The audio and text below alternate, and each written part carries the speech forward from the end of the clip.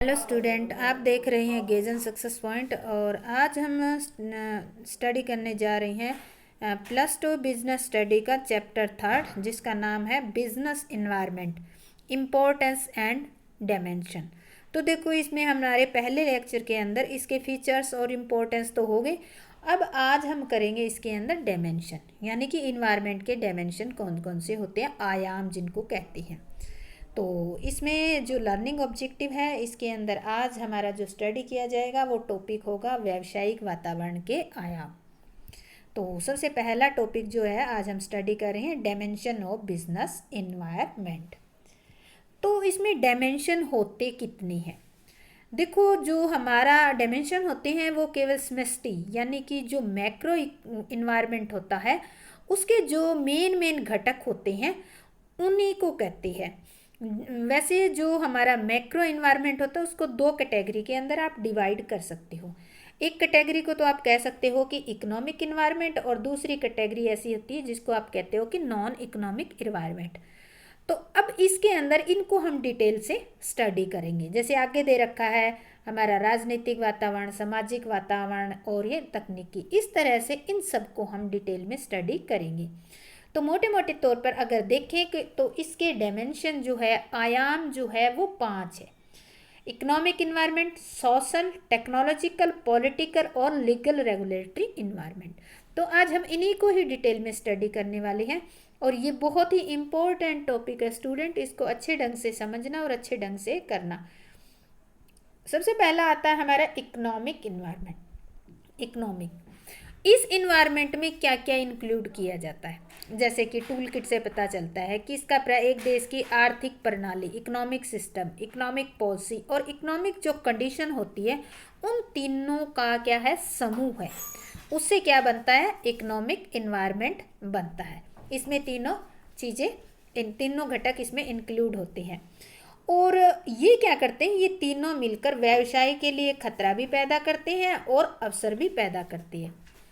अब देखो, बिजनेसमैन के लिए ये जरूरी हो जाता है कि आर्थिक वातावरण की विभिन्न जो भी शक्तियां हैं आर्थिक वातावरण की, उन पर बिल्कुल नज़दीक से नज़र रखे या अलर्ट रहे, ताकि फ्यूचर में जो भी आपको कोई थ्रेट नज़र आ रहा है तो उससे आप बच सको, और अगर कोई अपॉर्चुनिटी है तो उसका बेनिफिट उठा सको। तो इसके देखो मेजर एलिमेंट्स कौन से हैं हमारे इकोनॉमिक इन्वायरमेंट के। सबसे पहला आता है इकोनॉमिक सिस्टम। कैसे इकोनॉमिक सिस्टम आपने पढ़ा होगा, ये तो 10th तक भी पढ़ चुके आप, कि 3 प्रकार का होता है, एक समाजवादी आर्थिक प्रणाली, पूंजीवादी और मिश्रित। भारत में कौन सी सिस्टम लागू है इकोनॉमिक? मिश्रित आर्थिक प्रणाली लागू है। आर्थिक नीतियाँ, पॉलिसीज, जो नीतियाँ बनाई जाती है, आयात निर्यात की, कर की, औद्योगिक नीति, सारी नीतियाँ इसके अंदर इंक्लूड होती है। आर्थिक दशाएं, जैसे राष्ट्रीय आय कैसी है, प्रतिवर्ष बढ़ रही है या कम हो रही है, सामान्य मूल्य स्तर कैसा है, ब्याज की दर कैसी है। तो आर्थिक जो इकोनॉमिक कंडीशन होती है उसमें इसके बारे में स्टडी किया जाता है। इसके बाद आता है आर्थिक वातावरण का इम्पैक्ट, प्रभाव क्या है, impact of economic environment on business. अब जो ये इकोनॉमिक इन्वायरमेंट है इसका बिजनेस पे क्या इम्पैक्ट पड़ता है, इसको हम 1-2 एग्जाम्पल के साथ करते हैं। जैसे बैंक ब्याज दर में भारी कमी से वस्तुओं की मांग बढ़ जाती है। कैसे बढ़ जाती है? अगर मान लेते हैं बैंक ब्याज की दर कम कर देंगी तो लोग ज़्यादा से ज़्यादा लोन लेना स्टार्ट कर देंगे। ज़्यादा लोन लेंगे तो लोगों के पास पैसे ज़्यादा आ जाएंगे हाथ में। ज़्यादा उनके पास पैसे होंगे तो वो क्या करेंगे, ज़्यादा वस्तुओं की मांग करेंगे, तो इससे मांग में वृद्धि हो जाएगी। इससे अपोजिट अगर मान लेते हैं ब्याज दर बढ़ जाती है तो सिचुएशन इससे उल्टी हो जाती है। इसी तरह से लोगों की आय बढ़ने से भी मांग बढ़ जाती है।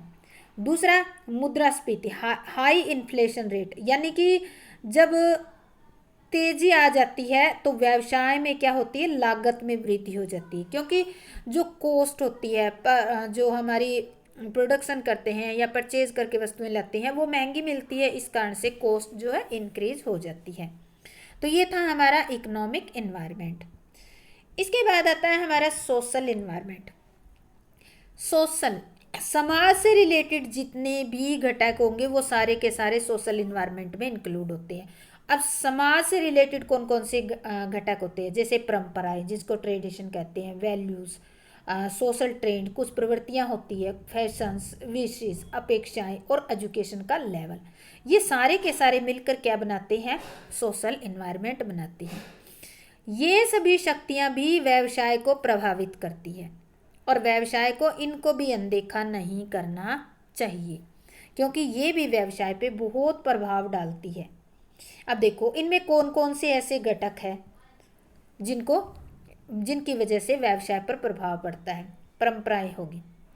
परंपराओं का मतलब है कि जो हमारे समाज की प्रथाएं हैं, जैसे लंबे समय से चली आ रही है, जैसे दीपावली होगी, ईद, क्रिसमस, गुरु पर्व हो गया। आपने देखा होगा कि ये जैसे दीपावली आ जाती है तो दीपावली के आसपास जो दीपावली पर यूज़ किए जाने वाला सामान है उसकी मांग बढ़ जाती है। तो जो जो बिजनेसमैन इसका बिजनेस करते हैं या इन चीज़ों को बेचते हैं तो उनकी जो है उनके लिए एक अपॉर्चुनिटी हो जाता है ये टाइम।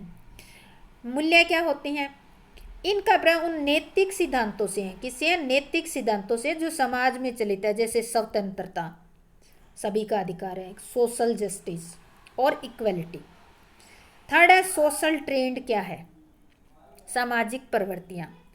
इनका प्राय समाज में होने वाले सामान्य परिवर्तनों से लगाया जाता है, विकास से कह सकते हैं आप। जैसे शहरी लोगों में क्या है प्रवृत्ति है, स्वास्थ्य और फिटनेस की प्रवृत्ति ज़्यादा रहती है।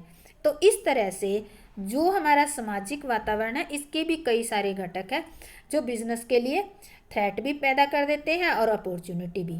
अब हम इसके इम्पैक्ट देखेंगे कि बिजनेस पे इम्पैक्ट क्या पड़ते हैं। Impact of social environment on business. अब देखो इसका इम्पैक्ट को हम कुछ एग्जाम्पल्स के थ्रू करेंगे। सबसे पहला हम लेते हैं, भारत में मनाए जाने वाले बहुत सारे त्यौहार हैं, वो क्या करते हैं? बिजनेस के लिए अपॉर्चुनिटी ही क्रिएट करते हैं। इंडिविजुअल फ्रीडम है, वो एक क्या है? वैल्यू है। अब इंडिविजुअल फ्रीडम की वजह से क्या होगा? जो बाजार में चयन की स्वतंत्रता पैदा करता है, यानी कि व्यक्ति अपने मन पसंद की वस्तु को खुद चुनता है, किसी के दबाव में नहीं चुनता। ये होती है इंडिविजुअल फ्रीडम।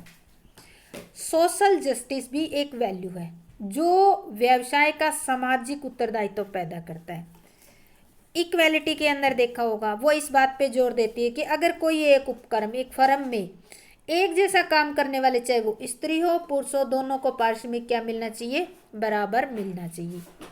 इसी तरह से आपने देखा होगा कि आज शहर के इलाकों में फिटनेस और जो स्वास्थ्य है उसके लिए बहुत सारे जिम खुले हुए हैं। इसी तरह से ये लोग मिनरल वाटर पे ज़्यादा ध्यान देते हैं, इसलिए आपने देखा होगा कि हर एक घर में लगभग आरओ वगैरह मिल जाते हैं। तो इस तरह से बिजनेस पे इम्पैक्ट इनका पड़ता है। तो ये इम्पैक्ट पॉजिटिव भी हो सकता है और नेगेटिव भी हो सकता है। थर्ड है हमारा टेक्नोलॉजिकल इन्वायरमेंट। अब टेक्नोलॉजी के बारे में जब जिक्र आ जाता है तो देखो टेक्नोलॉजी बहुत जगह यूज होती है। प्रोडक्ट को बनाने के लिए टेक्नोलॉजी यूज होती है, बिजनेस को चलाने के लिए भी तकनीकी का यूज़ किया जाता है, और जो हमारे डिस्ट्रीब्यूशन के मेथड है उसमें भी यूज़ होती है, अलग अलग विधियाँ यूज होती हैं। तो तकनीकी वातावरण के अंदर वस्तुओं सेवाओं को पैदा करने और व्यवसाय को चलाने की नई नई विधियों के नए परिवर्तन या खोज को शामिल किया जाता है। ये जितनी भी तकनीक है उनमें कुछ नया करना। तकनीकी परिवर्तन से क्या होगा? ग्राहकों को कुछ नया और बेहतर प्रदान कर सकते हैं बिजनेसमैन, और ये कुछ व्यवसायों के लिए खतरा भी हो सकता है और कुछ के लिए लाभ के भी अवसर हो सकते हैं। अब व्यवसाय को क्या करना चाहिए? व्यवसाय से संबंधित जो तकनीकी परिवर्तन हो रहा है उस पर ध्यान रखना चाहिए, और जो व्यवसाय इन परिवर्तनों पर ध्यान रखता है और इन परिवर्तनों को समय से पहले भांप लेता है कि ये चेंज होने वाला है, तो वो अपने उद्देश्यों को प्राप्त कर लेता है, यानी कि प्रॉफिट कमा लेता है। और जो इनको नहीं देखता या इग्नोर कर देता है वो अपने व्यवसाय के लिए खतरा पैदा कर लेता है। तो ये हमारा टेक्नोलॉजिकल इन्वायरमेंट। अब इसमें कौन कौन से ऐसे एलिमेंट होते हैं? पहला element, major element of technology environment, सबसे पहला है वस्तुओं और सेवाओं को पैदा करने के लिए नई विधियों की खोज। सामान्य व्यवसाय को चलाने की नई विधियों की खोज की जाती है। यानी कि टेक्नोलॉजी का जिक्र जहाँ भी आ जाता है वहाँ इसका मतलब है कि नई नई तकनीक खोजना जिससे कस्टमर को कुछ नया या कुछ बेहतर ऑप्शन उनको प्रोवाइड किया जा सके। अब इसका इम्पैक्ट क्या पड़ता है? Impact of technological environment on business. सबसे पहला इम्पैक्ट हम देखते हैं एग्जाम्पल के द्वारा।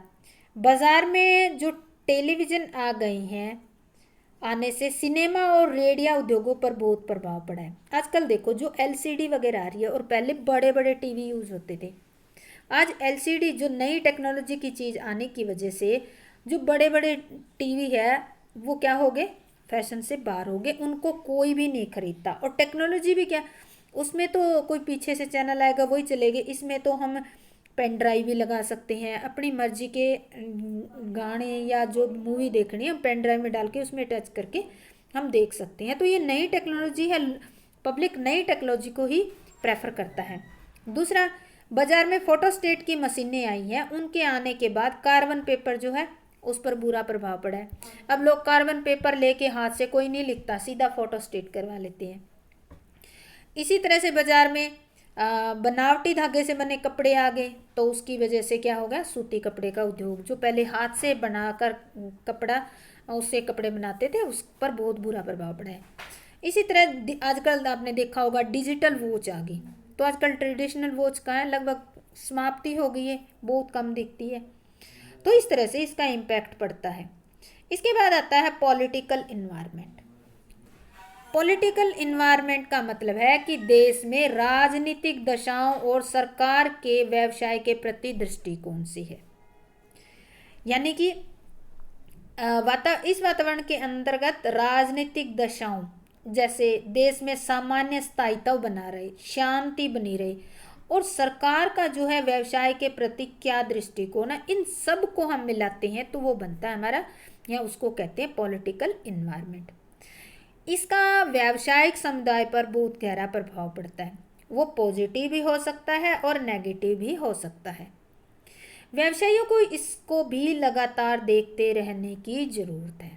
अब देखो इसके कुछ मेजर एलिमेंट है टेक्नोलॉजी इन्वायरमेंट के। देश में क्या होना चाहिए, राजनीतिक स्थायित्व होना चाहिए। ये नहीं है कि 6 महीने किसी एक पार्टी का राज, 6 महीने के बाद दूसरी का, ऐसा नहीं होना चाहिए। एक पार्टी का जो राज आ गया, सरकार बन गई, वो कम से कम 5 साल टिके। अगर ऐसा होगा तो देश में शांति बनी रहेगी। सरकार का व्यवसाय के प्रति दृष्टिकोण, कहते हैं ना, कोई तो व्यापारियों की सरकार है, कोई गरीबों की है, कोई किसानों की है, तो इस तरह से व्यवसाय, सरकार का व्यवसाय के प्रति दृष्टिकोण भी बहुत महत्वपूर्ण है।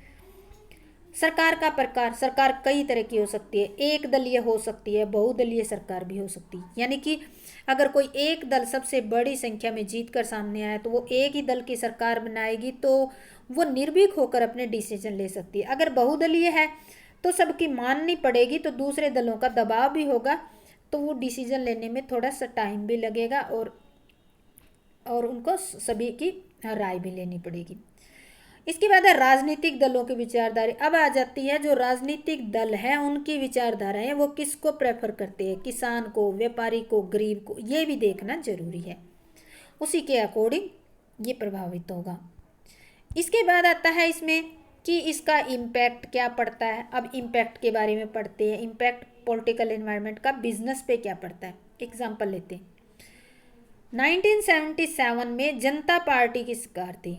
उस टाइम उन्होंने एक सख्त डिसीजन लिया था, जिसे क्या हुआ था, मल्टीनेशनल कंपनी है उनके विरुद्ध ही सख्त डिसीजन लिया था उन्होंने। इसका परिणाम ये हुआ कि एक टाइम में IBM और कोका कोला थी, उनको भारत छोड़ना पड़ गया, वो भारत छोड़ के चली। उसके बाद फिर कोई नई सरकार आई, उसने क्या किया, बहुराष्ट्रीय कंपनियों को भारत में इन्वेस्टमेंट करने के लिए इनवाइट कर लिया। तो इससे बहुत सारी MNCs कंपनियां भारत में इन्वेस्ट करने के दरवाजे खुल गए और वो आ गई। और फिर क्या हुआ, कोका कोला भी भारत में फिर आ गई और उसने भी एंटर कर लिया मार्केट में।